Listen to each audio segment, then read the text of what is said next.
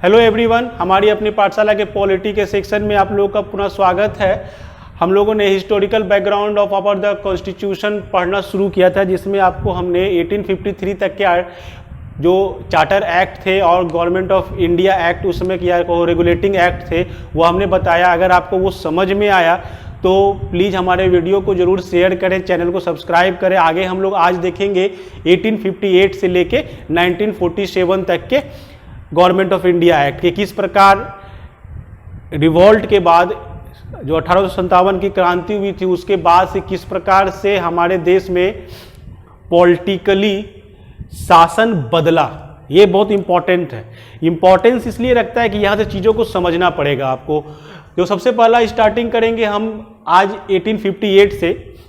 हमने आपको स्टार्टिंग में अपने पहले वीडियो में बताया था कि पॉलिटी को पढ़ते कैसे। पॉलिटी को पढ़ने के लिए आपको पॉलिटिक्स से या कहानी से आप जरूर पढ़ते रहो। जैसे आप एग्जाम देने वाले स्टूडेंट हो, अभी न्यूज में आया, जैसे मान लो कि हमने एक न्यूज सुना टीवी में कि एसएसआर सुशांत सिंह राजपूत के केस में सुप्रीम कोर्ट ने डिसीजन दिया कि ये अब सीबीआई इसकी जांच करेगी। हमें मतलब एग्जामिनेशन पॉइंट ऑफ व्यू से अगर बात करो तो हमें इस न्यूज से क्या मतलब है, बट अगर आप एग्जाम दे रहे हो यूपीएससी का तो इस न्यूज से आप अपने एग्जाम का क्वेश्चन जरूर खोज लिया करो। जैसे कि क्वेश्चन खोजने का मतलब क्या हुआ कि सुप्रीम कोर्ट ने डिसीजन दिया कि सीबीआई जांच करेगी। कोई बहुत बड़ी बात नहीं, सुप्रीम कोर्ट तो डिसीजन दे ही सकती है। सुप्रीम कोर्ट तो डिसीजन क्या, सुप्रीम कोर्ट तो सीबीआई की जांच के लिए रिकमेंड कर ही सकती है। बट यहां पर आपके पॉलिटी से रिलेटेड बहुत कुछ हुआ। ये देखना, अगर आप एग्जाम देने वाले हो तो ये देखना, ये समझना आपके लिए बहुत जरूरी है कि क्या हुआ आखिर। केस में समझो कि बिहार ने रिकमेंडेशन किया तो सुप्रीम कोर्ट गया।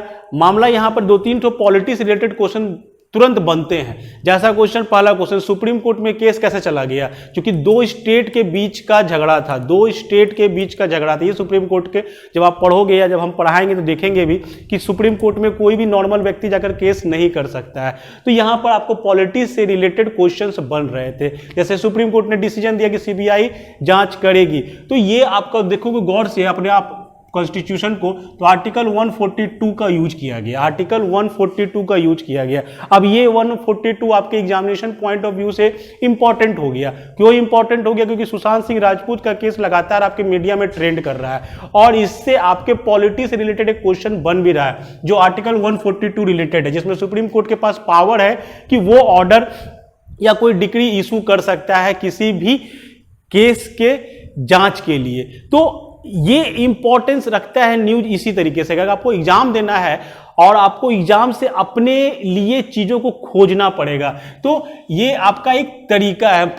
फिर से तरीके पे चले गए। अब हम पढ़ते हैं आगे 1858 को। जिस प्रकार हमने पढ़ाया था कि आपको 53 के बाद से चेंज हुआ, इस तरह से हमारा ब्रिटिश कंपनी ने अनाउंस कर दिया कि हम पूरे इंडिया पर मेरा कब्जा है। उसके बाद 57 का क्रांति हो गया। क्रांति के बाद फाइनली ये डिसीजन हो गया कि अब आपका ईस्ट इंडिया कंपनी भारत में काम नहीं करेगी। तो ईस्ट इंडिया कंपनी भारत में काम नहीं करेगी तो 1858 का गवर्नमेंट ऑफ इंडिया एक्ट आया। इंपॉर्टेंट चीजें पहले इसमें देख लें। जैसे पहला लाइन आपके बुक में लिखा हुआ मिलेगा कि act for good government of India. ध्यान से समझना, बुक में ये लिखा हुआ है कि ये गुड गवर्नमेंट थी। ब्रिटिश ने जब इस एक्ट को लाया, जब एक्ट उसके पार्लियामेंट से पास हुआ तो उस पर लिखा हुआ था कि ये गुड गवर्नमेंट ऑफ इंडिया है। मींस क्या था कि क्या इसके पहले वाले सारे जो एक्ट आए थे उसे ब्रिटिश गवर्नमेंट बैड मानती है? ऐसा नहीं था। ध्यान से समझना कि गुड गवर्नमेंट लिखने का मतलब क्या है। गुड गवर्नमेंट लिखने का मतलब था कि जैसा कि हमने देखा इसमें बहुत सारी चीजें हैं। Abolished East India Company, power transfer हो गया। कहां से पावर ट्रांसफर हो गया? ईस्ट इंडिया कंपनी से पावर ट्रांसफर हो गया अब ब्रिटिश क्राउन पर। हम आएंगे अपने क्वेश्चन पर भी कि यहां पावर पहला हुआ कि ट्रांसफर हुआ, यानी ईस्ट इंडिया कंपनी के पास अब कोई पावर नहीं रहा। ईस्ट इंडिया कंपनी पूरी तरह से खत्म हो गई और वो पावर चला गया ब्रिटिश क्राउन पर, जिसलिए कहा जाता है इसे HMG, यानी कि हर मैजेस्टी गवर्नमेंट। याद रखना, ये क्वेश्चन भी एग्जामिनेशन में आता है कभी कभी कि HMG क्या था? हर मैजेस्टी गवर्नमेंट। अब जो थी क्वीन विक्टोरिया जो थी वो भारत की रानी घोषित हो गई। उन्होंने अपने आप को रानी घोषित कर लिया और हमारा पूरा इंडिया हर मैजेस्टी गवर्नमेंट के अंदर चला गया। मतलब समझो इस चीज को कि ब्रिटिश अपने आप में ये सोच रहे हैं कि हम जो गवर्नमेंट ऑफ इंडिया एक्ट 1858 दे रहे हैं, हम भारत पर बहुत बड़ी कृपा कर रहे हैं, हम उस पर बहुत बड़ा एहसान कर रहे हैं। कैसे कर रहे हैं? हम आपको दे रहे हैं गुड गवर्नमेंट। क्या है गुड गवर्नमेंट, हम ये देखेंगे। फिर यहां पे आया कि आप हर मैजेस्टी गवर्नमेंट में आ गए, यानी अब आप रानी के अधीन आ चुके हैं, जो आपके लिए बहुत सौभाग्य की बात है। ऐसा ब्रिटिश सोच रहे थे। इंडियन डबल गवर्नमेंट जो हमने पढ़ा था, इसके पहले वाले क्लास में भी हमने पढ़ाया था कि डबल गवर्नमेंट बनाया गया था। एक था बोर्ड ऑफ डायरेक्टर, एक था कोर्ट ऑफ डायरेक्टर। तो बोर्ड ऑफ डायरेक्टर और कोर्ट ऑफ डायरेक्टर दोनों का कॉन्सेप्ट खत्म हो गया पूरी तरह से, यानी board of director and court of director को पूरी तरह से खत्म कर दिया गया और ये डबल गवर्नमेंट खत्म हो गया। तो कॉमन सेंस की बात है कि जब ईस्ट इंडिया कंपनी ही नहीं रही तो कोर्ट ऑफ डायरेक्टर तो ऐसे ही खत्म हो गया। जब ईस्ट इंडिया कंपनी थी तब तो कोर्ट ऑफ डायरेक्टर था, तो ईस्ट इंडिया कंपनी को ही खत्म कर दिया गया, तो कोर्ट ऑफ डायरेक्टर खत्म हो गए, तो ऑब्वियसली डबल गवर्नमेंट आपकी खत्म हो गई। नई परंपरा हुई। नई परंपरा क्या हुई? सेक्रेटरी ऑफ स्टेट बनाए गए। सेक्रेटरी ऑफ स्टेट बनाए गए। ध्यान से समझना, जो हमारा पहला क्वेश्चन था कि गुड गवर्नमेंट मतलब क्या हुआ। सेक्रेटरी ऑफ स्टेट एक पद क्रिएट किया गया इंडिया के लिए।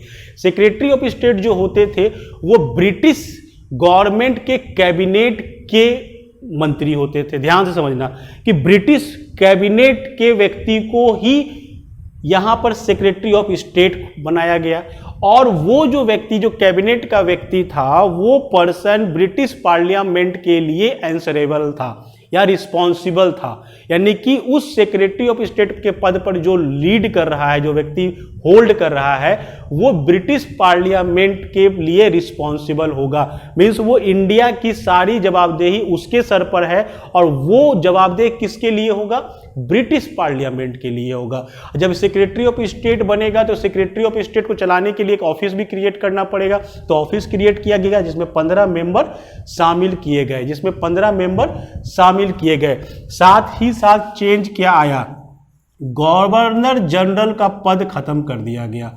गवर्नर जनरल ऑफ इंडिया जो पद हुआ करता था, जो हमने आपको लास्ट क्लास में बताया था कि किस प्रकार गवर्नर ऑफ बंगाल को खत्म कर कर गवर्नर जनरल ऑफ इंडिया बनाया गया। ध्यान से समझना इस चीज को। 1773 में हमने आपको बताया था कि पहला काम क्या किया कि जो गवर्नर ऑफ बंगाल थे उनको घोषित कर दिया गया गवर्नर जनरल ऑफ बंगाल, जो आपके वॉरेन हेस्टिंग थे। उसके बाद जब अगला चेंज आया तो गवर्नर जनरल ऑफ बंगाल को, यानी 1833 में जो आपका आया था, उसमें पूरी तरह से डिसेंट्रलाइजेशन को खत्म करते हुए सेंट्रलाइज किया गया था, और गवर्नर जनरल ऑफ बंगाल को गवर्नर जनरल ऑफ इंडिया घोषित किया गया था। और 1858 में इस गवर्नर जनरल ऑफ इंडिया के पद को खत्म करके इसके जगह पर वायसरॉय का पद क्रिएट किया गया। वायसरॉय का पद क्रिएट किया गया। ध्यान से समझो अंतर क्या है, क्या यहां पर डिफरेंस आया, क्यों गवर्नर जनरल का पद खत्म कर दिया गया, उसकी जगह वायसरॉय को लाया गया। अंतर समझो। वायसरॉय जो थे वो डायरेक्टली रिक्रूट किए जाते थे क्वीन विक्टोरिया के द्वारा। ध्यान से समझना, यही अंतर आया। गवर्नर जनरल जो था एक एग्जीक्यूटिव पद था जो गवर्नर्स के बीच से बनते थे। गवर्नर जनरल के पद को खत्म करके वायसरॉय बनाया गया। वायसरॉय जो थे वो क्वीन विक्टोरिया के द्वारा चुने गए ही व्यक्ति थे। डायरेक्ट मतलब वो डायरेक्ट रिप्रेजेंटेटिव थे। इसको हम लोग कहेंगे कि ये जो थे डायरेक्ट रिप्रेजेंटेटिव थे। किसके रिप्रेजेंटेटिव थे? क्वीन विक्टोरिया के। तो वायसरॉय जो थे वो क्वीन विक्टोरिया के डायरेक्ट रिप्रेजेंटेटिव थे। तो अब आते हैं हम अपने पहले क्वेश्चन पे कि गुड गवर्नमेंट का मतलब क्या हुआ। गुड गवर्नमेंट का मतलब था कि अब देखो सिस्टम आपका किस प्रकार से बन गया। भारत एक कॉलोनी है, भारत को चलाने के लिए भारत में एक व्यक्ति बैठेंगे, दैट इज कॉल्ड वायसरॉय, जो क्वीन विक्टोरिया के द्वारा चुने गए होंगे, जो डायरेक्ट रिप्रेजेंटेटिव होंगे क्वीन विक्टोरिया के। यानी वायसरॉय क्या है? क्वीन विक्टोरिया का एक रिप्रेजेंटेटिव यहां बैठा हुआ है जो भारत में बैठेगा। वो किसे जवाब देगा? क्वीन विक्टोरिया को। फिर एडमिनिस्ट्रेटिव चेंज क्या लाया गया कि उसमें आपको एक सेक्रेटरी का पद दिया गया, जिसका ऑफिस कहां था, ध्यान देना इस बात पर हमेशा, सेक्रेटरी का पद जो था वो लंदन में था। तो सेक्रेटरी एक हुए, कौन सेक्रेटरी हैं, जो सेक्रेटरी हैं वो ब्रिटिश पार्लियामेंट के लिए रिस्पॉन्सिबल है, यानी कि उन पर भारत की सारी जवाबदेही है और वो जवाब किसे देंगे, ब्रिटिश पार्लियामेंट को। तो as a Britishers good government का मतलब था कि हम पहली बार भारत में एक ऐसी गवर्नमेंट दे रहे हैं जो एंसरेबल है, जिससे आप सवाल पूछ सकते हैं, जिसे जवाब देना पड़ेगा। कहां जवाब देना पड़ेगा, क्वीन विक्टोरिया के पास भी जवाब देना पड़ेगा और ब्रिटिश पार्लियामेंट में भी जवाब देना पड़ेगा। तो एज ए ब्रिटिशर्स उन्होंने पहली बार भारत में एक ऐसा गवर्नमेंट भेजा जो रिस्पॉन्सिबल था, जिसे जवाब देना पड़ता था। तो ये अंतर था जिस कारण से इसका नाम डाला गया गुड गवर्नमेंट। मींस क्या हुआ कि गुड गवर्नमेंट का मतलब यहां पर था कि आपको एक ऐसी सरकार हम दे रहे हैं जिससे आप सवाल पूछ सकते हैं। जैसे इसके पहले मुगल थे, मुगल के समय में अगर हम बात करो कि शाहजहां थे, शाहजहां ने ताजमहल बनाया था, क्या कोई नागरिक के पास ये पावर था कि वो क्वेश्चन पूछ दे शाहजहां से आपने ताजमहल क्यों बनाया? नहीं, उसके पास कोई पावर नहीं था। बट पहली बार ब्रिटिश ने भारत को ये गिफ्ट दिया कि हम आपको एक ऐसी सरकार दे रहे हैं जिससे आप क्वेश्चन पूछ सकते हैं। तो इसलिए इस एक्ट को ब्रिटिशर्स ने लिखा act for good government of India. ये एक ऐसा सरकार है जो पहली बार भारत को मिल रहा है, जो जवाब भी देगी, जिससे आप सवाल भी कर सकते हो। स्टेट इन काउंसिल बनाया गया जो एज ए बॉडी कॉर्पोरेट काम करती थी। इसका काम था, यह आपके इसके जो चेयरमैन थे वो आपके सेक्रेटरी ऑफ स्टेट थे। ये एक कॉर्पोरेट बॉडी थी जो आप पर भी केस कर सकती है और आप सरकार पर भी केस कर सकते हो। ध्यान से समझना इस चीज को कि ये पहला एक सरकार था जिस पर आप भी केस कर सकते हो और सरकार भी आप पर केस कर सकती है, जिस कारण से इस एक्ट को गुड गवर्नमेंट एक्ट कहा गया। तो ये 1858 का पहला एक्ट जो आपको मिला आफ्टर रिवॉल्ट वो था 1858 का। चेंजेज आने शुरू हो चुके थे देश में, चेंजेज आने शुरू हो चुके थे। चेंज का रिजल्ट यही था, जैसे आपके वायसरॉय जो यहाँ बने थे, जो पहले वायसरॉय थे वो थे लॉर्ड कैनिंग। लॉर्ड कैनिंग के समय लॉर्ड कैनिंग वायसरॉय बने थे और उनका एक व्यू था जो बहुत मजेदार व्यू था कि अगर इंडिया को चलाना है तो इंडिया के एडमिनिस्ट्रेटिव बॉडी में इंडियंस को रखना जरूरी है। ये उनका एक अपना व्यू था, जिस व्यू का रिजल्ट मिला हमें 1861 government of India act of 1861। यहां पर जो चेंजेज आया वो आप देखोगे कि लॉर्ड कैनिंग के द्वारा ये प्रपोजल भी दिया गया था कि इंडिया को चलाने के लिए इंडियंस को ही उसके एग्जीक्यूटिव बॉडी में आप रखो। तो यहां पर यह था कि मोर इंडियंस इन काउंसिल, जो काउंसिल बना था उस काउंसिल में इंडियंस को रखना जरूरी है, ऐसा उनका प्रपोजल था। बट आप इंडियंस को डायरेक्ट कैसे रख सकते हो, क्योंकि इंडियन तो आपके लिए गुलाम है, उन्हें तो आप रखोगे नहीं। तो वहां पे वायसरॉय को पावर दिया गया, वायसरॉय को बहुत ज्यादा इम्पावर कर दिया गया। यानी कह भी सकते हो कि 1861 जो था वो वायसरॉय को बहुत सारा पावर प्रोवाइड किया। पहला पावर प्रोवाइड किया कि viceroy can nominate non official member, वो जो इंडियंस को वो नॉमिनेट कर सकते हैं और जिसे वो नॉमिनेट करेंगे वो नॉन ऑफिशियल, यानी चलो नॉन ऑफिशियल ही सही, बट किसी न किसी प्रकार से इंडियंस को एडमिनिस्ट्रेशन में कहीं से तो भागीदारी मिली। ये इंपॉर्टेंट था इस एक्ट का कि यहां से इंडियंस हमारे एडमिनिस्ट्रेशन में, मतलब ब्रिटिश एडमिनिस्ट्रेशन में एंट्री लेना शुरू कर दिए। तो यहां पे था वायसरॉय नॉमिनेट करेंगे, नॉमिनेट जिसे करेंगे वो नॉन ऑफिशियल होगा। मतलब क्या हुआ उसका, इसका मतलब समझ लो कि वो क्वेश्चन नहीं पूछ सकते हैं, वो केवल बहस में लेजिस्लेटिव में बैठेंगे बट वो क्वेश्चन नहीं पूछ सकते हैं, वो नॉन ऑफिशियल है, या उनके द्वारा कोई बात अगर कही जाती है तो वो रिकॉर्ड में नहीं आएगी। तो ये नॉन ऑफिशियल मेंबर्स का मीनिंग था, जिसमें आप जानते ही हो कि राजा राव बनारस, महाराजा राव पटियाला और सर दिनकर राव को, तीन व्यक्तियों को नॉमिनेट किया गया था वायसरॉय के द्वारा।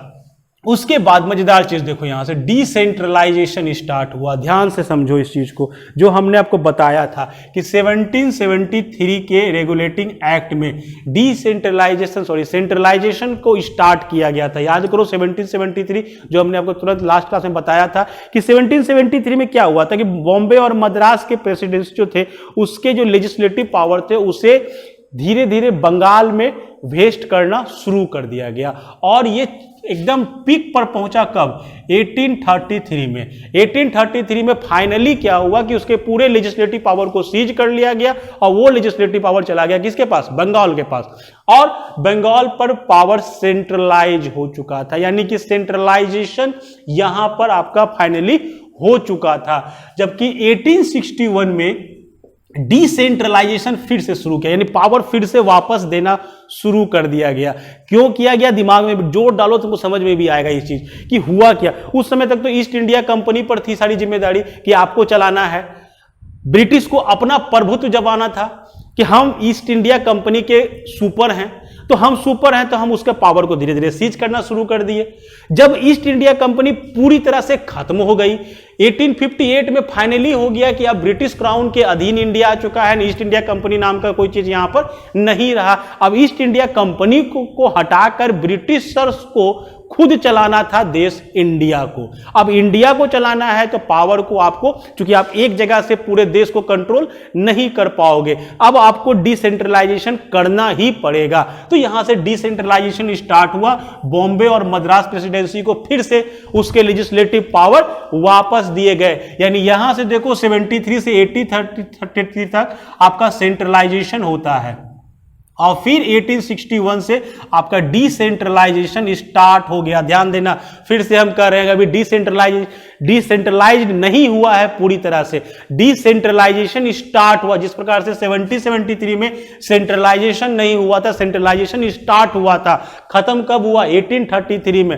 वैसे ही यहां पे डिसेंट्रलाइजेशन स्टार्ट हुआ 1861 में। अब देखेंगे आगे हम लोग कि खत्म कब होता है ये डिसेंट्रलाइजेशन। तो यहां पर डिसेंट्रलाइजेशन स्टार्ट हुआ, बॉम्बे और मद्रास प्रेसिडेंसी को फिर से पावर, अपने लेजिस्लेटिव पावर मिल गए। न्यू लेजिस्लेटिव काउंसिल बना, बंगाल का नॉर्थ वेस्ट फ्रंटियर का बना और उसके बाद पंजाब का बना। इस तरह से आपको बंगाल, NWFP और पंजाब इसके बने। पोर्टफोलियो सिस्टम लॉन्च हो गया। पोर्टफोलियो सिस्टम क्या होता है कि इसमें एक ही व्यक्ति बहुत सारे पदों पर काबिज हो सकता है, एक ही व्यक्ति 2-3 पदों पर होल्ड कर सकता है। तो ये आपको हमने पहले बोला कि 1861 ने क्या किया था कि वायसराय को पावर दिया बहुत ज्यादा।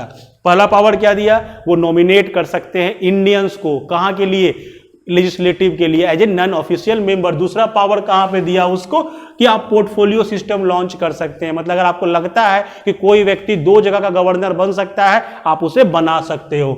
ऑर्डिनेंस पास करने का पावर दे दिया वायसराय को, जो आज के डेट में भी है कि अगर आपका पार्लियामेंट बंद है, अगर आपका पार्लियामेंट किसी कारण से बंद है, पार्लियामेंट नहीं काम कर रहा है, सेशन नहीं चल रहे हैं, तो आपको सर्टेन कानून की आवश्यकता है, तो आप वहां पे ऑर्डिनेंस ला सकते हो। सेम पावर यहां पे दिया गया ऑर्डिनेंस का, कि ऑर्डिनेंस लाने का पावर वायसराय को दे दिया गया अगर लेजिस्लेटिव बंद है। और जिस प्रकार आज के डेट में है उसी प्रकार उस समय भी था, ये 6 मंथ के लिए ही वैलिड था। आज भी हमारा ऑर्डिनेंस का पावर कितना है? 6 महीने का है कि 6 महीने के अंदर आपको उसको अपने संसद से पारित करा लेना है। तो वही ऑर्डिनेंस पारित कराने की जो कैपेसिटी थी वो आपको 6 महीने का ड्यूरेशन दिया गया था। तो 2 आर्टिकल हमने देखा, 1858 और 1861। नेक्स्ट देखते हैं। तो आगे का जो था गवर्नमेंट इंडिया एक्ट, उसके बाद जो आया वो आया 1892।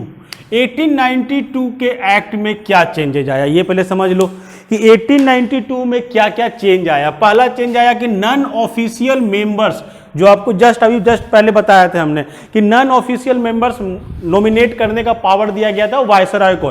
तो वायसराय के जो नॉन ऑफिशियल मेंबर्स थे उनके संख्या को बढ़ाया गया, यानी ये नंबर इंक्रीज किया। वो ज्यादा नॉन ऑफिशियल मेंबर्स को नॉमिनेट कर सकते थे, सेंट्रल लेजिस्लेटिव में भी और प्रोविंशियल लेजिस्लेटिव में, यानी कि केंद्र की सरकार के जो केंद्र का जो लोकसभा राज्यसभा जो आज आप जान रहे हो उसमें भी और राज्यों के भी लेजिस्लेचर में। तो दोनों जगह नॉन ऑफिशियल मेंबर्स की संख्या को बढ़ाया गया। दूसरा काम क्या किया गया? Increase the function of legislature. ध्यान से समझो, यहां पर एक बहुत बड़ी कहानी है, ध्यान से समझना। जो हमने स्टार्टिंग में बोला था आपको कि जब हम पॉलिटी पढ़ते हैं तो हम क्यों उसका हिस्टोरिकल बैकग्राउंड पढ़ते हैं। क्या है हिस्टोरिकल बैकग्राउंड में? केवल इसलिए कि हिस्टोरिकल बैकग्राउंड से कुछ चीजों को हमारे कॉन्स्टिट्यूशन में शामिल किया गया है, केवल इसके लिए नहीं पढ़ते। अगर यही केवल पढ़ना होता तो केवल लिख दिया जाता है कि आपका ये आर्टिकल जो है वो 1935 से लिया गया, 1919 से लिया गया, वो लिख दिया जाता। इंपॉर्टेंस है यहां पर, ध्यान से समझना। यहां पर increase the function of legislature, जैसे एग्जांपल में डिस्कस द बजट, ध्यान से समझो इस चीज को। अभी तक जो हम पढ़ रहे हैं, अभी तक जो हम पढ़े, चाहे वो 1773 का रेगुलेटिंग एक्ट ही क्यों ना हो, या हम 1833 का एक्ट क्यों ना पढ़े, समझना बातों को। गवर्नर जनरल के ऑफिस को चलाने के लिए एक काउंसिल बनाया गया था, जैसे अभी वायसराय के ऑफिस को चलाने के लिए एक काउंसिल बनाया गया, गवर्नर के ऑफिस को चलाने के लिए भी एक काउंसिल बनाया गया था, गवर्नर जनरल ऑफ बंगाल के ऑफिस को चलाने के लिए भी एक काउंसिल बनाया गया था। काउंसिल में कौन है? काउंसिल में एग्जीक्यूटिव बॉडी है। एग्जीक्यूटिव बॉडी मींस क्या हुआ कि या सिंपल लैंग्वेज में समझो तो जो ब्यूरोक्रेट्स थे, जो सिविल सर्वेंट थे, वो काम कर रहे हैं। तो अभी तक हो क्या रहा है, ध्यान से समझना इस चीज को।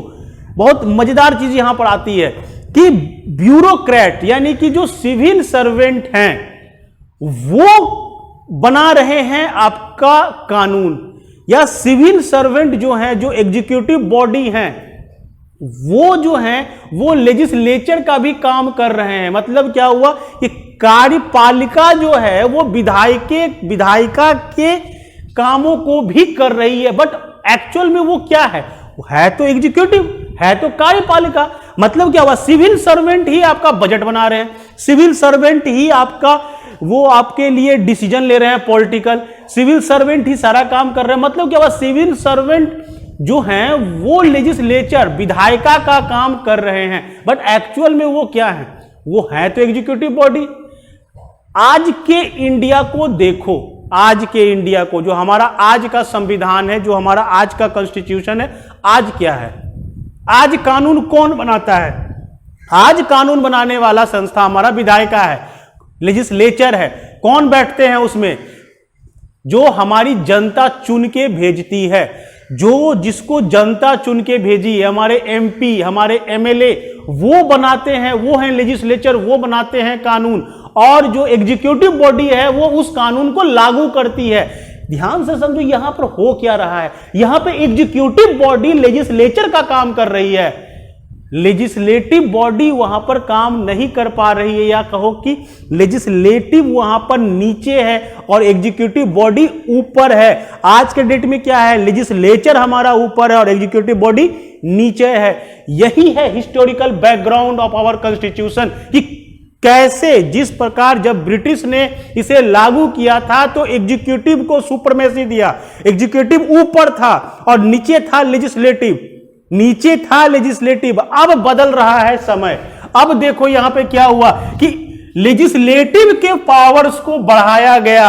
अब लेजिस्लेटिव के जो मेंबर होंगे, जो चुने हुए मेंबर होंगे, वो बजट में भी डिस्कशन में भाग लेंगे। यानी यहां आपका लेजिस्लेचर का पावर बढ़ाना शुरू हुआ और एग्जीक्यूटिव का पावर घटना यहां से शुरू होता है। यह आज के कॉन्स्टिट्यूशन को और इसके फंक्शन को ध्यान से समझ लो, यही अंतर है दोनों में कि जब ब्रिटिश गवर्नमेंट थी तो लेजिस्लेचर नीचे था और एग्जीक्यूटिव कार्यपालिका ऊपर थी। आज क्या है, कार्यपालिका हमारी नीचे है और जो ऊपर है वो है लेजिस्लेटिव। यहां से देखो इस न्यूज का या इस जो पॉइंट लिखा हुआ है आपके 1892 के आर्टिकल एक्ट में, ये लिखता है कि आपको डिस्कस करने का पावर मिला। मीन समझो कि आपको पहले डिस्कस करने का भी पावर नहीं था। जो एग्जीक्यूटिव बॉडी बजट बना दी उसे आपको पारित करना ही है अपने लेजिस्लेचर से। अपने लेजिस्लेचर से आपको उसको केवल पारित कर देना है। आप वहां पर क्वेश्चन भी नहीं पूछ सकते हैं। Now you can ask the question, you can arise and you can take participation in the discussion of budget. So legislative का पावर यहां से बढ़ना शुरू होता है। ध्यान से देखना इस पॉइंट का मतलब। उसके बाद क्या हुआ, nomination of central legislative council. ध्यान से समझो, ये अगला वर्ड है। अगला वर्ड है कि पहली बार इलेक्शन नाम के शब्द का प्रयोग किया गया यहां पर, कि जो वायसराय जिसको मनोनीत करते थे नॉन ऑफिशियल मेंबर्स को, उसको नॉमिनेट करने के लिए वो अब रिकमेंडेशन पर भी बात करेंगे। किसका रिकमेंडेशन? जैसे आज हमारा होता है ना चेंबर ऑफ कॉमर्स, उस समय जो था बंगाल चेंबर ऑफ कॉमर्स था, उसके रिकमेंडेशन को भी वायसराय सुनेंगे नॉमिनेट करने से पहले। यानी कहीं ना कहीं यहां पर इलेक्शन नाम की चीज अब आ गई। कैसे आ गई? मान लो कि बंगाल चैम्बर ऑफ कॉमर्स जो है वो किसी एक व्यक्ति को रिकमेंड करेगा, तो रिकमेंड करेगा तो वो इस एक व्यक्ति को सेलेक्ट करेगा, और सेलेक्ट की जगह पर अगर हम बोले इलेक्ट करेगा तो इलेक्शन यहां पर इन करता है कि वायसराय जो है वो अब नॉमिनेशन में बंगाल चैम्बर ऑफ कॉमर्स का रिकमेंडेशन मंजूर करेंगे। वैसे ही प्रोविंसेस में गवर्नर जो होंगे वहां के लोकल अथॉरिटी, लोकल बॉडी के रिकमेंडेशन को भी एक्सेप्ट करेंगे। तो ये पहला कहा जा सकता है कि इलेक्शन नाम का शब्द पहली बार जो एंट्री हुआ वो हुआ 1892 में। पर ध्यान देना ये जनरल इलेक्शन नहीं है जो आज के डेट में है कि अगर आप 18 साल से ऊपर है तो आप चुनाव में आप मतदान में भाग ले सकते हैं। इलेक्शन वर्ड यहां पे आएगा, बट इस तरह की कभी व्यवस्था अंग्रेजों ने हमें नहीं दी। कभी ये व्यवस्था नहीं दी कि आपका एक सर्टेन रूल है, आप 18 से ऊपर है, आप वोट दे सकते हैं। ये रूल कभी आपको ब्रिटिश ने नहीं दिया। तो 1892 का इंपॉर्टेंट चीज आपको यहां से शुरू होता है लेजिस्लेचर का पावर। लेजिस्लेचर ऊपर उठना शुरू हुआ, एग्जीक्यूटिव का पावर धीरे धीरे सीज होगा, देखते जाना आगे जाके। नॉन ऑफिशियल मेंबर्स बढ़े, यानी कि आपके मेंबर्स को बढ़ाया गया हर जगह, चाहे आप सेंट्रल में बात करो चाहे आप प्रोविंशियल में बात करो। नॉमिनेशन जो होगा, यानी कि ये पूरा जो सिस्टम था, ये 1892 था, ये किस पर बात किया? ये बात कर रहा है कि अब इंडियंस का पार्टिसिपेशन बढ़ेगा। अब सोचो कि क्यों ऐसा एक्ट पारित हुआ, 1892 में ऐसा एक्ट क्यों पारित हुआ, जबकि इसके पहले वाले में ही हमने नॉन ऑफिशियल मेंबर्स को डालने की बात कर दी थी, संख्या भी हमने दे ही दिया था। बट ये 92 जो एक्ट है इसमें नया कुछ नहीं है, केवल एक ही बात किया गया, नॉन ऑफिशियल मेंबर्स को बढ़ाओ। दिमाग पर जोर डालो क्यों ऐसा हुआ, दिमाग पर जोर डालो क्यों ऐसा हुआ। 1885 में क्या हुआ था? कांग्रेस का गठन हो चुका था, कांग्रेस नाम की एक संस्था बन चुकी थी, एक पार्टी बन चुकी थी कांग्रेस, जिसके दबाव में अब हुआ कि जब कांग्रेस, चूंकि अंग्रेजों ने ही कांग्रेस को बनाया, जिसको कहा जाता, आप हिस्ट्री हमसे बेहतर जानते हो, तो कांग्रेस को अंग्रेजों ने बनाया, सेफ्टी वॉल्व की तरह बनाया, तो उन्होंने कांग्रेस को पार्टिसिपेशन दिया अपने लेजिस्लेचर में कि कांग्रेस के लोग इसमें बैठेंगे। कांग्रेस में कौन लोग हैं? जो हमारे हैं, जिसको हमने रखा है अपनी सुरक्षा के लिए। तो कहीं ना कहीं 1885 का जो असर था वो 1892 के गवर्नमेंट ऑफ इंडिया एक्ट में दिखा। 1892 के एक्ट में वो दिखा क्योंकि कांग्रेस का उदय हो चुका था और कांग्रेस के लोगों को, या कहो कि कांग्रेस के नाम पर इंडियंस को ब्रिटिश लेजिस्लेचर में पार्टिसिपेशन मिलना शुरू हो गया। इसी के अगली कड़ी में आया 1909। तो नेक्स्ट हमारा है फिर गवर्नमेंट ऑफ इंडिया एक्ट 1909। ये था आपका जो कहलाता था, ये कहलाता था Morley Minto reform. Morley Minto reform, Morley जो थे वो थे सेक्रेटरी ऑफ इंडिया और मिंटो जो थे वो थे वायसराय ऑफ द इंडिया। और इस एक्ट में भी कोई खास चेंजेज नहीं था, या कहो कि इंडियंस के लिए कोई खास चेंजेज नहीं था। पहला चेंज, जैसा कि हमने आपको पहले बोला कि 1885 में कांग्रेस चूंकि आ चुकी है, अब उनको पार्टिसिपेशन चाहिए लेजिस्लेशन में, तो उनको पार्टिसिपेशन देना है। तो सेंट्रल लेजिस्लेटिव काउंसिल के नंबर को, यानी उसमें जो नंबर ऑफ सीट्स थी उसको बढ़ाया गया 16 to 60, और उसी प्रकार से स्टेट लेजिस्लेटिव काउंसिल्स में भी अलग अलग जैसे जैसा नंबर था सबका नंबर को इंक्रीज किया गया, ताकि मैक्सिमम से मैक्सिमम लोग अब इसमें बैठ सके। नॉन ऑफिशियल मेजोरिटी, मान लो कि सेंट्रल लेजिस्लेटिव काउंसिल था, उसमें नॉन ऑफिशियल, ऐसा भी नहीं हो, ये ब्रिटिश को डर था कि ऐसा ना हो कि अब जो नॉमिनेट करने वाला कॉन्सेप्ट है वही नॉमिनेशन इतना ज्यादा हो जाए कि अब जो एक्चुअल मेंबर्स हैं उनकी मेजोरिटी कम हो जाए, यानी उनका संख्या घट जाए, यानी मेजोरिटी में नॉन ऑफिशियल मेंबर्स कभी नहीं आए। तो सेंट्रल लेजिस्लेटिव में नॉन ऑफिशियल जो मेंबर्स थे इनके मेजोरिटी को कम किया रखा गया। मतलब उसमें था कि नहीं, इसमें आप जितना भरना है भरो, बट मेजोरिटी उनकी नहीं होनी चाहिए। बट स्टेट लेजिस्लेचर में इस मेजोरिटी को भी वैलिड मान लिया गया, यानी कि non official members state legislature में मेजोरिटी में रह सकते थे, सेंट्रल में ये पावर नहीं था। उसके बाद और मजेदार चीज क्या हुआ, entry of Indian in executive council of viceroy and secretary and viceroy का जो अपना काउंसिल था, एग्जीक्यूटिव काउंसिल था, जो उनका कह सकते हो कैबिनेट था, उस कैबिनेट में भी इंडियंस को एंट्री मिलनी शुरू हुई। जो आप जानते हो कि एसपी सिन्हा फर्स्ट इंडियन थे जिनको लॉ मेंबर के रूप में शामिल किया गया था वायसराय के एग्जीक्यूटिव काउंसिल में, यानी कि इंडियंस को अब एंट्री मिलना शुरू हुआ। क्यों शुरू हुआ, दिमाग में बिठाओ, लॉजिक लगाओ कि क्या लॉजिक होगा। लॉजिक था कांग्रेस का गठन। नया चीज सेपरेट इलेक्टोरेट, मतलब क्या हुआ, सेपरेट इलेक्टोरेट की व्यवस्था की गई, जिसे हम लोग कहते हैं कम्युनलिज्म का स्टार्टिंग यहीं से हुआ। मुस्लिम्स के लिए सेपरेट इलेक्टोरेट की व्यवस्था की गई। मींस क्या, पहले मतलब समझ लो इसका, बहुत लोगों को इसका मतलब ही नहीं पता है। इलेक्टोरेट का मतलब क्या होता है, जैसे अभी है, अभी के तुलना में बात करो तो हम लोग जब चुनाव देखते हैं तो चुनाव में क्या देखते हैं, कुछ सीटें रिजर्व की जाती है, कुछ सीटें एससी के लिए रिजर्व की जाती है, कुछ सीटें ईबीसी के लिए रिजर्व की जाती है, महिला के लिए रिजर्व की जाती है। रिजर्वेशन और सेपरेट इलेक्टोरेट दोनों में बहुत अंतर है। सेपरेट इलेक्टोरेट में क्या और इसमें क्या अंतर है, समझो गौर से। जैसे कि हमने सीट रिजर्व कर दी कि ये सीट महिला के लिए रिजर्व है, तो उस पर महिला कैंडिडेट ही खड़ी हो सकती है, बट वोट तो हम लोग सब देंगे।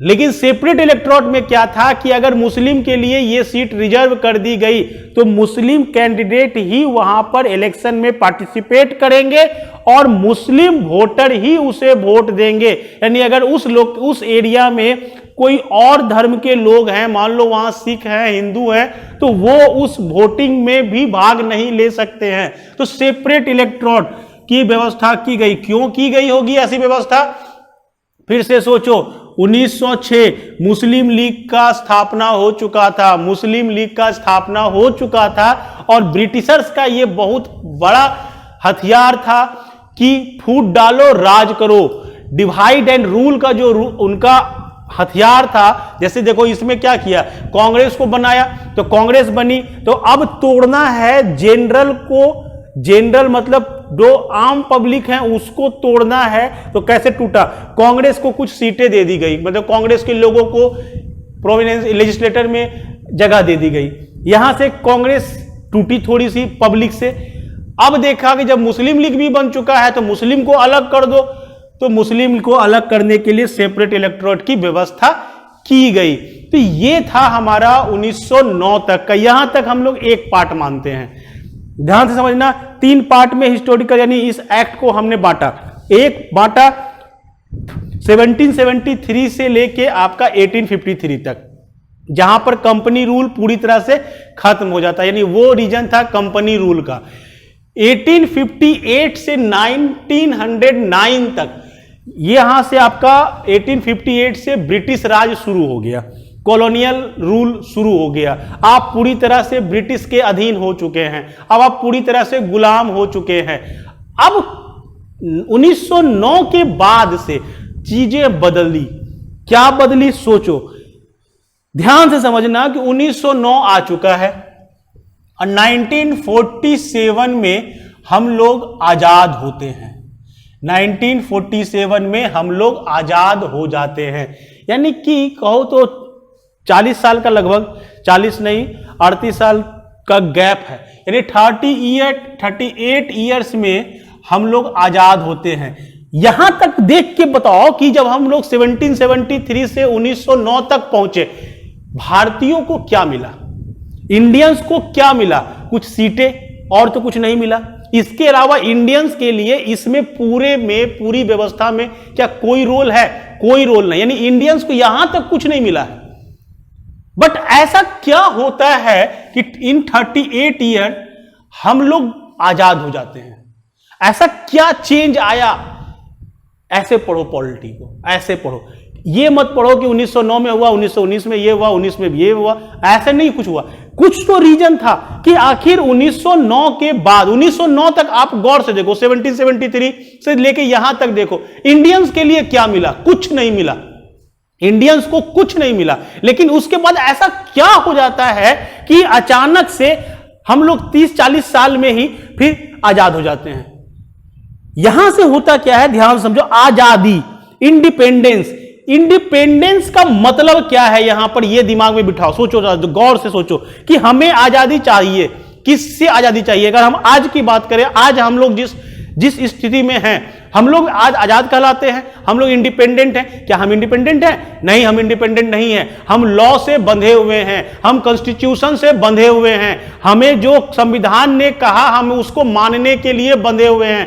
तो इंडिपेंडेंस कहा है, तो यहां भी तो वही चीज था, यहां पर भी तो लॉ थे, यहां पर भी तो कॉन्स्टिट्यूशन था। अंतर क्या है? कॉन्स्टिट्यूशन में अंतर है। कॉन्स्टिट्यूशन में क्या अंतर है? ये ब्रिटिश कॉन्स्टिट्यूशन के अंदर हम लोग चल रहे थे, और आज जो हम जी रहे हैं, हम इंडियन कॉन्स्टिट्यूशन के अंदर जी रहे हैं। नियम तो मान रहे थे हम उस टाइम भी, और नियम मान रहे हैं हम आज भी मान रहे हैं। अंतर कहां पे आता है? अंतर आता है कॉन्स्टिट्यूशन का, अंतर आता है संविधान का, अंतर आता है नियम बनाने वाले का, कि किसने नियम बनाया। हम कहेंगे आज जो हम जिस नियम को मान रहे हैं वो नियम हमारे लोगों ने बनाया, हम मानने के लिए खुशी से मान रहे हैं। यहां पे जो नियम था वो ब्रिटिशर्स ने बनाया, उसको हम क्यों माने?